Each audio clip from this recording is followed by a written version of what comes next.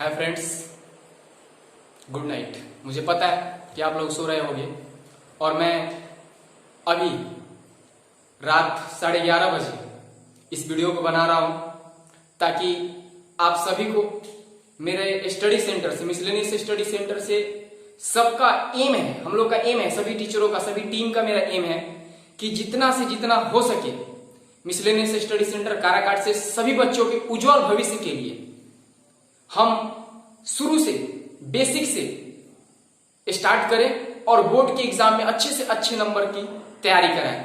इसके बाद मैं बुक पढ़ाऊंगा और अगर आप मेरे चैनल को सब्सक्राइब नहीं किए तो मेरे चैनल को सब्सक्राइब कर लें, लाइक करें, कमेंट करें और सुबह इस वीडियो को जरूर देखें। जो भी बच्चे लाइव पढ़ते होंगे वो लाइव भी देखेंगे और कमेंट करेंगे। तो चलिए समय को बर्बाद ना करें। आज का मेरा टॉपिक है फ्यूचर टेंस। फ्यूचर टेंस कितने प्रकार के होते हैं? तो फ्यूचर टेंस 4 प्रकार के होते हैं।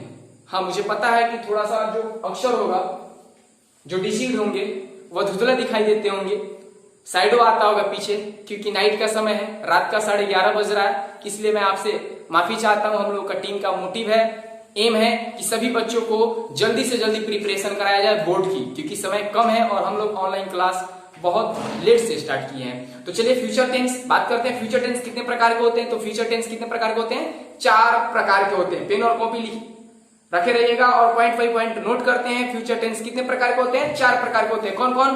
पहला का नाम लिखेंगे फ्यूचर इंडेफिनिट टेंस, या कह सकते हैं सिंपल फ्यूचर टेंस। दूसरा होता है फ्यूचर कंटिन्यूअस टेंस, तीसरा होता है फ्यूचर परफेक्ट टेंस और चौथा होता है फ्यूचर परफेक्ट कंटिन्यूअस टेंस। तो चलिए आप भी हम बात करते हैं फ्यूचर इंडेफिनिट टेंस के ऊपर, मतलब सिंपल फ्यूचर टेंस के ऊपर। तो चलिए उसका पहचान लिखते हैं। जिस हिंदी वाक्य के क्रिया के अंत में, बहुत गर्मी है, जिस हिंदी वाक्य के क्रिया के अंत में गा, गे, गी इत्यादि शब्द लगा रहे हैं उसे हम फ्यूचर इंडेफिनिट टेंस के रूप में पहचानते हैं, या कह सकते हैं सिंपल फ्यूचर टेंस। तो चलिए इसका स्ट्रक्चर होता है सब्जेक्ट प्लस शैल या विल प्लस वर्ब का फर्स्ट फॉर्म प्लस ऑब्जेक्ट। तो चलिए इसका पहचान क्या होता है? जिस हिंदी वाक्य के क्रिया के अंत में गा, गे, गी इत्यादि शब्द लगा रहता है उसे हम फ्यूचर इंडेफिनिट टेंस के रूप में पहचानते हैं। अगर मेरे चैनल को सब्सक्राइब नहीं किया है तो सब्सक्राइब कर दीजिएगा, देर ना करें, ताकि मेरे टीम से जो भी वीडियो अपलोड हो उसका नोटिफिकेशन आपके पास पहुंचते चले। और आप जिस तरीके से हम मेहनत कर रहे हैं, हमारे स्टडी सेंटर की टीम मेहनत कर रहे हैं, आप भी मेहनत करें। मैं उम्मीद करता हूँ, आपको आशा दिलाता हूँ कि आपका बोर्ड में अच्छा मार्क्स आएगा, क्योंकि मिसलेनियस स्टडी सेंटर अच्छे व्यू के साथ पढ़ाता है और अच्छे से समझाता है और उम्मीद करता हूं कि आपको अच्छे से सही समझ में आता होगा। तो चलिए बात करते हैं एग्जांपल के ऊपर। अफर्मेटिव सेंटेंस का एग्जांपल होता है कि राम घर जाएगा। स्ट्रक्चर है सब्जेक्ट प्लस शैल या विल प्लस वर्ब का फर्स्ट फॉर्म प्लस ऑब्जेक्ट। अब यहाँ पे उठता है क्वेश्चन कि शैल किसके साथ लगाते हैं सर और विल किसके साथ लगाते हैं? तो देखिए एक बात मैं आपका क्लियर कर देता हूं डाउट, कि मॉडर्न इंग्लिश, मॉडर्न जमाने में बहुत सारे रूल्स, बहुत सारी चीजें चेंजिंग होती जा रही है।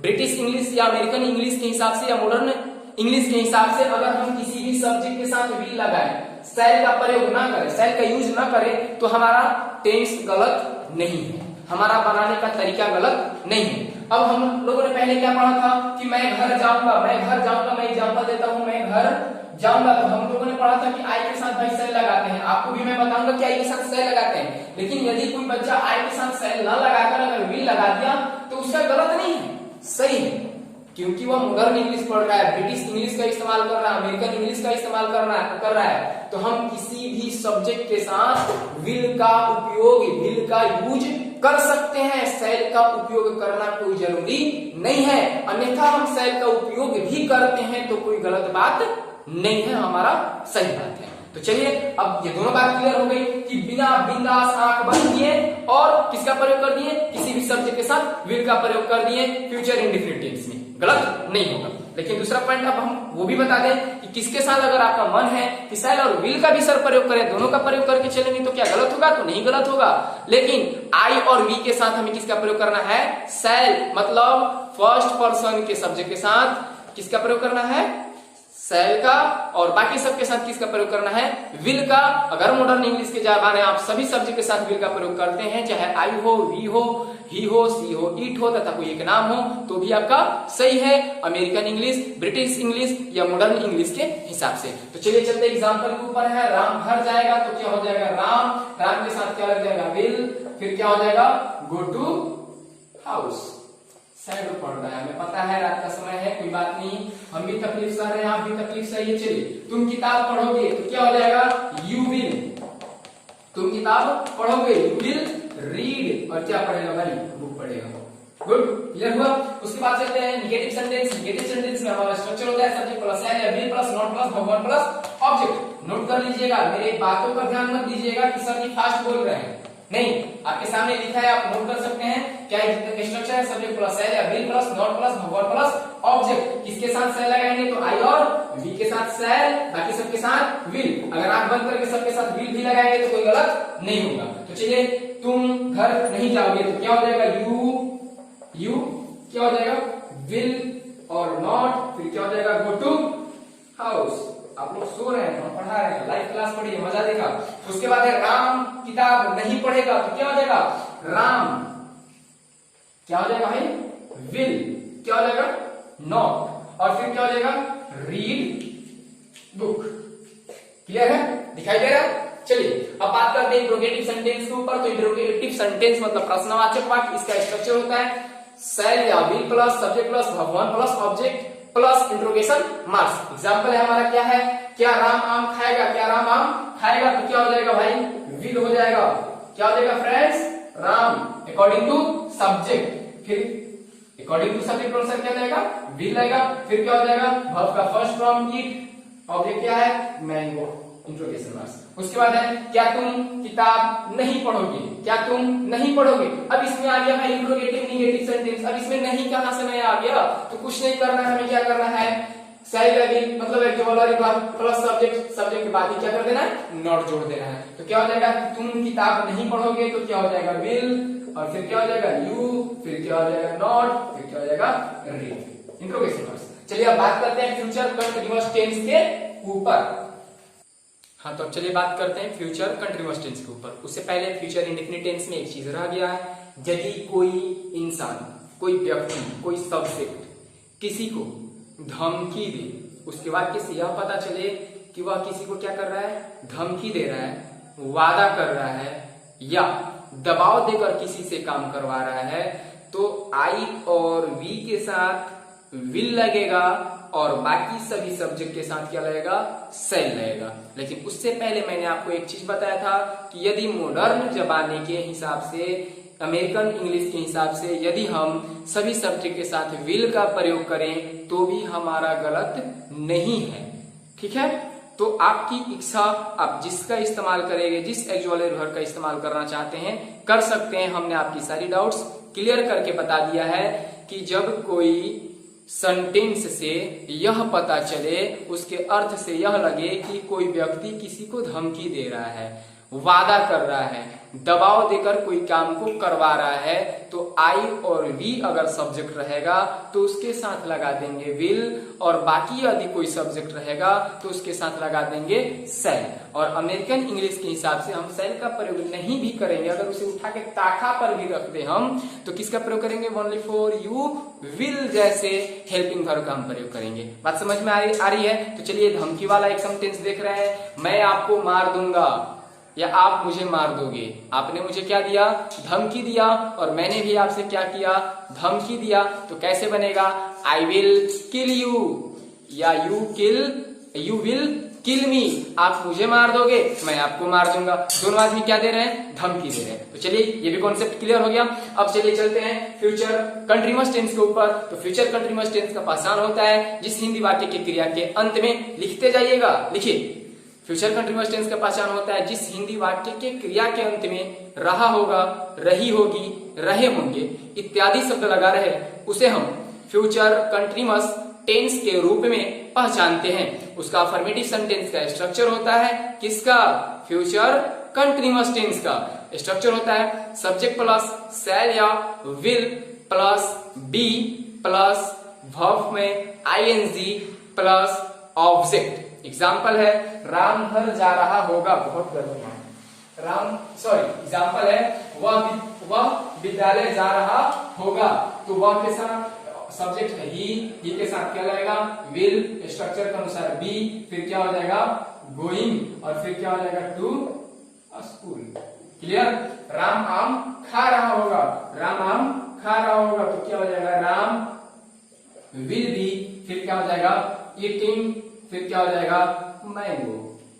क्लियर। चलिए, नेगेटिव सेंटेंस का स्ट्रक्चर है सब्जेक्ट प्लस शैल या will plus not plus be plus verb में आईएनजी, वर्ब के फर्स्ट फॉर्म में आईएनजी प्लस क्या हो जाएगा, ऑब्जेक्ट। एग्जांपल है, तुम घर नहीं जा रहे होगे, तुम घर नहीं जा रहे होगे, तो क्या हो जाएगा, ही विल नॉट बी, क्या हो जाएगा भाई, going to house.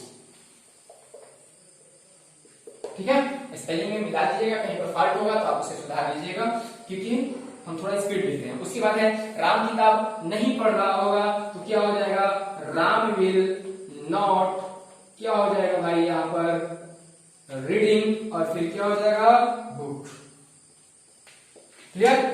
Ram will not reading book. उसके बाद इंट्रोगेटिव सेंटेंस, इंट्रोगेटिव सेंटेंस का स्ट्रक्चर होता है शैल या will plus subject plus be plus verb के फर्स्ट फॉर्म में ING plus object plus interrogation marks. Example है, क्या राम पढ़ रहा होगा, क्या राम पढ़ रहा होगा, तो क्या हो जाएगा, विल, क्या हो जाएगा, राम, फिर क्या हो जाएगा, रीडिंग। ठीक है, इस एग्जांपल को आप बनाइएगा जो लड़के लाइव क्लास पढ़ रहे हैं। क्या तुम घर जा रहे होगे, क्या तुम घर जा रहे होगे, तो क्या हो जाएगा, टीचर ने इंडिकेट किया, भूल से छूट गया था, कोई बात नहीं, चलिए यहाँ पर बी लगा दीजिएगा। ठीक है, उसके बाद है, क्या तुम घर जा रहे होगे, तो विल यू, यहाँ पर क्या हो जाएगा बच्चों, बी हो जाएगा। उसके बाद क्या हो जाएगा यहाँ पर, गोइंग टू हाउस। ठीक है, क्लियर। चलिए अब चलते हैं फ्यूचर परफेक्ट टेंस के ऊपर। हाँ तो बच्चों अब चलते हैं, बात करते हैं फ्यूचर परफेक्ट टेंस के ऊपर। इसका पहचान लिखते हैं, जिस हिंदी वाक्य के क्रिया के अंत में चुका होगा, चुकी होगी, चुके होंगे, या होगा, ये होगी, या ये होगी, मतलब खा लिया होगा, पी लिया होगा, पढ़ लिया होगा, इत्यादि शब्द लगा रहे हैं, तो उसे हम फ्यूचर परफेक्ट टेंस के रूप में पहचानते हैं। उसका अफर्मेटिव सेंटेंस का स्ट्रक्चर होता है सब्जेक्ट प्लस शैल या will plus have plus verb का थर्ड फॉर्म प्लस ऑब्जेक्ट। चलिए बात करते हैं एग्जाम्पल के ऊपर। राम किताब पढ़ चुका होगा, राम किताब पढ़ चुका होगा, तो यहाँ पर क्या हो जाएगा, राम हो जाएगा सब्जेक्ट है, इसके अनुसार क्या हो जाएगा, विल हैव। ठीक है, और फिर क्या हो जाएगा, रीड का तीसरा रूप भी क्या होता है, रीडिंग होता है, फिर क्या हो जाएगा, बुक। क्लियर। चलिए, वह घर जा चुका होगा या वह घर गया होगा, जा चुका होगा या गया होगा, दोनों एक ही है, तो क्या हो जाएगा, ही विल, क्या हो जाएगा, हैव, फिर क्या हो जाएगा, गॉन टू हाउस। उसके बाद है निगेटिव सेंटेंस। निगेटिव सेंटेंस का स्ट्रक्चर है सब्जेक्ट प्लस शैल या will plus not plus have plus verb 3 plus object. तो क्या हो जाएगा यहाँ पर, एग्जांपल है, राम आम नहीं खाया होगा, तो क्या हो जाएगा, Ram will not have eaten, क्या हो जाएगा, मैंगो। चलिए आज बात करते हैं इंट्रोगेटिव सेंटेंस के ऊपर। इंट्रोगेटिव सेंटेंस मतलब प्रश्नवाचक वाक्य। इसका स्ट्रक्चर होता है शैल या will plus subject plus have plus verb का third form plus object plus interrogation marks. ठीक है, क्या वह किताब पढ़ लिया होगा, ठीक है, क्या वह किताब पढ़ लिया होगा, या कह सकते हैं क्या वह किताब पढ़ चुका होगा। दोनों हिंदी लैंग्वेज एक ही है, लेकिन उसका इंग्लिश, दोनों हिंदी लैंग्वेज दो तरीके से है, लेकिन अर्थ एक ही है, और इंग्लिश लैंग्वेज से भी क्या बनेगा, एक ही बनेगा। उसे ट्रांसलेट भी करेंगे इंग्लिश में भी, तो क्या होगा, एक ही होगा। तो क्या हो जाएगा यहाँ पर, विल हो जाएगा, फिर क्या हो जाएगा, ही, फिर क्या हो जाएगा, हैव, फिर क्या हो जाएगा, रीड, फिर क्या हो जाएगा, बुक। क्लियर। चलिए अब बात करते हैं फ्यूचर परफेक्ट कंटिन्यूअस टेंस के ऊपर। तो चलिए बात करते हैं किसके ऊपर, फ्यूचर परफेक्ट कंटिन्यूअस टेंस के ऊपर। ठीक है, एफ का मतलब फ्यूचर, पी से परफेक्ट, सी से कंटिन्यूअस, टी से टेंस। कंफ्यूज मत होइए, शॉर्ट नाम है। तो चलिए इसका पहचान देखते हैं, जिस हिंदी वाक्य के क्रिया के अंत में रहा होगा, रही होगी, रहे होंगे, और इसके साथ टाइम लगा हो, समय लगा, समय का बोध हो, किसी अवधि का बोध हो, तो हम उसे फ्यूचर परफेक्ट कंटिन्यूअस टेंस के रूप में पहचानते होंगे। अब आप कंफ्यूज होंगे कि सर बताए हैं फ्यूचर कंटिन्यूअस टेंस का भी पहचान, जिस हिंदी वाक्य के क्रिया के अंत में रहा होगा, रही होगी, रहे होंगे इत्यादि शब्द लगा रहे हैं उसे हम कहते हैं FCT के रूप में पहचानते हैं, मतलब फ्यूचर कंटिन्यूअस टेंस के रूप में पहचानते हैं। और यहाँ पर भी सर बता रहे हैं रहा होगा, रही होगी, रहे होंगे और इसके साथ समय का बोध लगा रहे हैं, तो इसे हम फ्यूचर परफेक्ट कंटिन्यूअस टेंस के रूप में पहचानते हैं। तो यहाँ पर है कि रहा होगा, रही होगी, रहे होंगे लगा रहे, लेकिन इसके साथ साथ जब समय का बोध रहेगा, समय इंडिकेट करेगा, समय लगा रहेगा, तभी होगा फ्यूचर परफेक्ट कंटिन्यूअस टेंस। अन्यथा अगर समय नहीं रहेगा तो क्या हो जाएगा? फ्यूचर कंटिन्यूअस टेंस हो जाएगा। याद रहेगा? तो चलिए इसका अफर्मेटिव सेंटेंस का स्ट्रक्चर देते हैं, देखते हैं। सब्जेक्ट प्लस शैल या will plus have been plus verb में ING plus object plus for या सिंस प्लस टाइम। जैसे में वह 2 दिनों से पढ़ रहा होगा, वह 2 दिनों से पढ़ रहा होगा तो क्या हो जाएगा? ही। यहाँ पर क्या लगेगा भाई? विल, फिर क्या हो जाएगा? हैव बीन, फिर क्या हो जाएगा? रीड में आईएनजी मतलब वर्ब के फर्स्ट फॉर्म में आईएनजी प्लस क्या हो जाएगा? बुक है कितने दिनों से? 2 दिनों से। अब यहाँ पर क्वेश्चन उठता है फोर किसके साथ सर, सिंस किसके साथ? तो पहले वीडियो में भी मैंने चर्चा किया था प्रेजेंट कंटिन्यूअस टेंस में, प्रेजेंट परफेक्ट कंटिन्यूअस टेंस में, उसके बाद पास्ट परफेक्ट कंटिन्यूअस टेंस में भी मैंने बताया। फ्यूचर में भी चलिए बता देते हैं कि जब कोई समय अनिश्चित हो तो फोर, जब निश्चित हो तो सिंस। क्लियर? तो चलिए रीडिंग बुक फॉर क्या हो जाएगा? Reading book for 2 days। तो चलिए दूसरा एग्जाम्पल है, तुम सुबह से पढ़ रहे होगे तो क्या हो जाएगा? यू, फिर क्या हो जाएगा? विल, फिर क्या हो जाएगा? हैव बीन, फिर क्या हो जाएगा? रीडिंग, फिर क्या हो जाएगा? Since morning. क्योंकि सुबह से निश्चित समय है। बात समझ में आ रही है? चलिए अब बात करते हैं निगेटिव सेंटेंस के ऊपर। निगेटिव सेंटेंस का स्ट्रक्चर होता है सब्जेक्ट प्लस शैल या will plus not plus have been plus verb के फर्स्ट फॉर्म में ING plus object plus for या सिंस प्लस टाइम। एग्जांपल है वह 2 दिनों से नहीं पढ़ रहा होगा तो कुछ नहीं करना है, ही सेव करते हैं, मतलब सब्जेक्ट जेव करते हैं, एक्सुअल वर्ब भी जेव करते हैं, यहीं पर क्या कर देना है? नॉट लगा देना है, फिर हैव बीन को जेव करते हो, फिर रीडिंग, रीड के फर्स्ट फॉर्म में आईएनजी प्लस क्या हो जाएगा? 4 2 days। क्लियर? अब बात कर लेते इसी पर इंट्रोगेटिव सेंटेंस। यदि इंट्रोगेटिव सेंटेंस आ जाएगा तो इंट्रोगेटिव सेंटेंस का स्ट्रक्चर होगा क्या होगा? नोट कर लीजिएगा, शैल या विल। इंट्रोगेटिव सेंटेंस का स्ट्रक्चर क्या होगा? शैल या विल। सब ब्लैक कलर का स्केच दीजिए, विल हो जाएगा। ठीक है? इंट्रोगेटिव सेंटेंस के लिए स्ट्रक्चर बता रहे हैं, शैल या will plus subject plus have been plus verb में आईएनजी प्लस ऑब्जेक्ट। शैल या विल, इंट्रोगेटिव सेंटेंस का स्ट्रक्चर लिखा रहा है, शैल या will plus subject plus have been plus verb में ING plus object plus for या सिंस प्लस टाइम। इसका एग्जांपल हो जाएगा क्या? राम 2 दिनों से पढ़ रहा होगा।